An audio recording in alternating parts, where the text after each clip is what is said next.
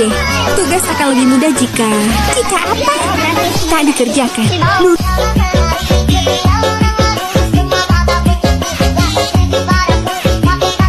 Tapi bohong. Hai, welcome to my channel. Kembali lagi dengan aku, Bentong Herunisa dari kelas Manajemen Pemasaran 2I dengan NPM 121020590. Di video kali ini aku akan ngebahas PM13, yaitu pembelajaran berbasis kompetensi. Jadi buat kalian yang penasaran sama pembahasan kali ini, kalian boleh ikutin dan simak dengan baik ya. Yuk langsung aja ke videonya. Pembelajaran berbasis kompetensi. Tujuan pendidikan dan pelatihan berbasis kompetensi. Tujuan pendidikan dan pelatihan adalah kompetensi yang diharapkan dicapai peserta setelah menyelesaikan proses diklat. Kompetensi berbentuk kinerja atau unjuk kerja yang baik dalam bidang kehidupan atau pekerjaan. Kinerja yang baik dapat dicapai berkat kemampuan menerapkan pengetahuan, keterampilan, dan sikap perilaku. Bila digambarkan hubungan antara kompetensi, kemampuan, dan pengetahuan tampak sebagai berikut. Kompetensi ditujukan dengan kinerja minimal baik. Kompetensi dicapai sebagai hasil penggunaan kapabilitas atau kemampuan dalam pemecahan masalah aktual.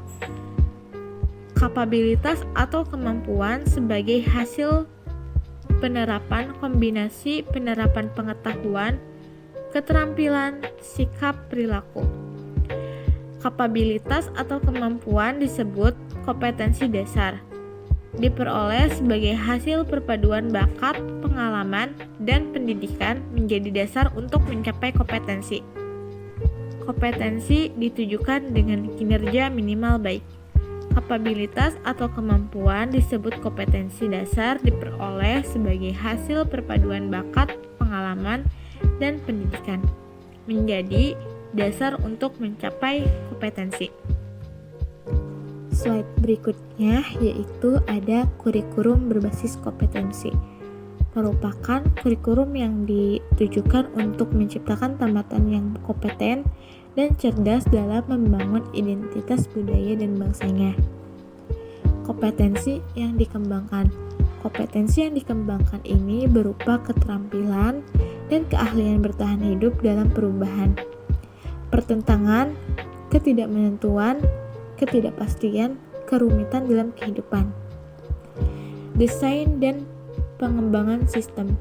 Desain dan pengembangan sistem pembelajaran dengan seluruh komponen di dalam harus difokuskan pada tujuan pembelajaran yang berisi kompetensi.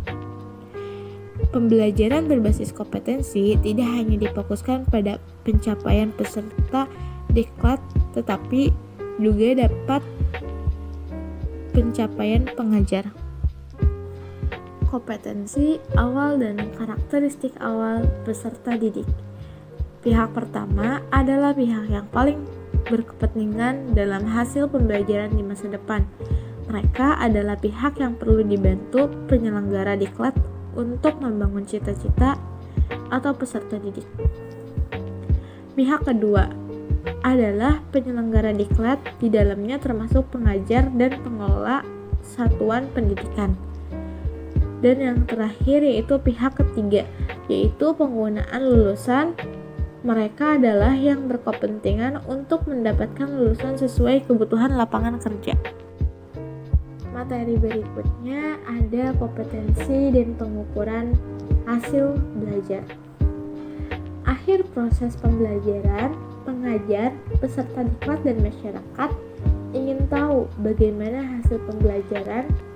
Pendesain pembelajaran perlu membuat alat pengukuran yang dapat mengukur kompetensi yang dimaksud dalam tujuan pembelajaran.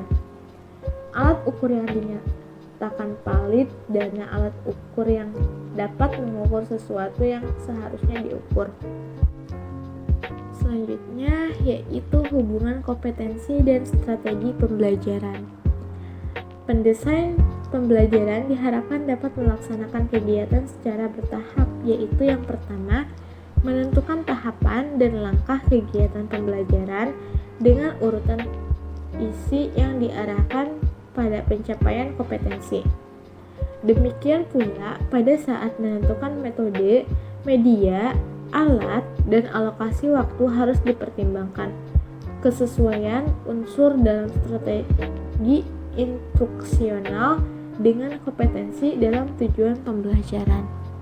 Dan yang terakhir yaitu pengajar melaksanakan rencana strategi pembelajaran yang telah disusun dengan memasukkan upaya pemberian motivasi sepanjang proses pembelajaran agar peserta didik memfokuskan perhatiannya pada seluruh pembelajaran.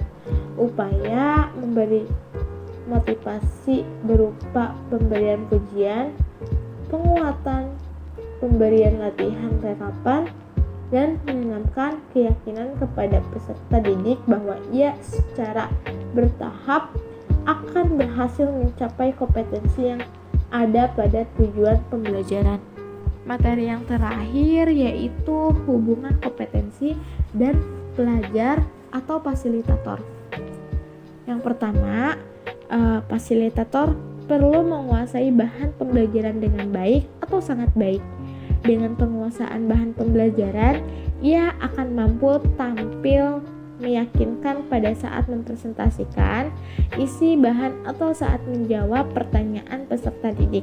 Yang kedua yaitu fasilitator perlu terampil merancang dan melaksanakan strategi pembelajaran meliputi tahapan pembelajaran runtut saat menyajikan isi pembelajaran menggunakan berbagai metode, media, dan alat.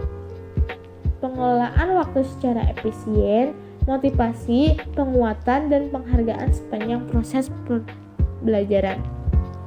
Dan yang ketiga yaitu fasilitator perlu mampu menggunakan sumber belajar yang tersedia di perpustakaan, peralatan laboratorium, ruangan pembelajaran, dan mampu menciptakan sendiri sumber pembelajaran lain jika sumber belajar ideal tidak tersedia.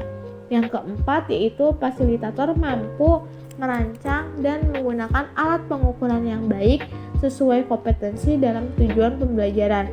Alat pengukuran yang baik dilihat dari validitas, reliabilitas, dan kepraktisan penggunaannya. Yang kelima yaitu fasilitator mampu memperoleh dukungan tenaga kependidikan dan pengelola suatu pendidikan di tempat kerja. Dukungan tenaga kependidikan berupa penyediaan ruangan pembelajaran dan peralatan yang tersedia dari pimpinan suatu pendidikan, mendapatkan keleluasaan berkreasi dan berinovasi dalam melaksanakan pembelajaran.